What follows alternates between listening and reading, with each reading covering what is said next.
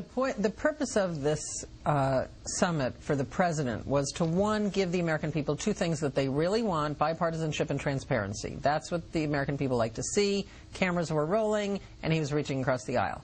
The other purpose, the more important purpose, was to somehow use the summit to buck up his own Democrats so that they would get the votes they need in the House in particular, which is going to be the bigger lift, and then try to get 51 votes in the Senate for the strategy of reconciliation. I don't know if he accomplished that second purpose. It's hard to tell. I think it was a big risk for the president in that he gave the Republicans an equal, he had them on the same stage as him. It was different than when he went to Baltimore and was talking from a podium.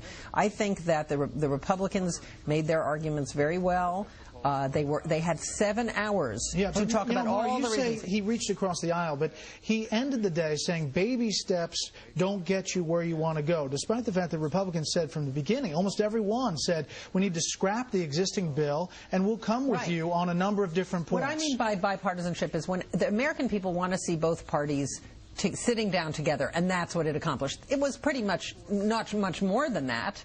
The Republicans don't want to work with this bill as a starting point. They want to scrap it and start over, and the president doesn't want to scrap it. I do want to take issue with one thing Charles said. Reconciliation is not a procedural trick. That implies it's illegitimate. Reconciliation has been used many times. Now, you could say it's not wise in this instance on a big piece of social legislation. You could say there are many reasons not to do it, but it's not a trick. It's a completely legitimate measures. Yes, and it was used for welfare reform. It was used for Medicare. It's been used for many things. Now, it's not used every day, and clearly the preference for big pieces of social legislation is not to use it, but it's not a trick. It's a trick because as Senator Byrd, who invented it and who talked about it recently, said it was never intended for anything like this.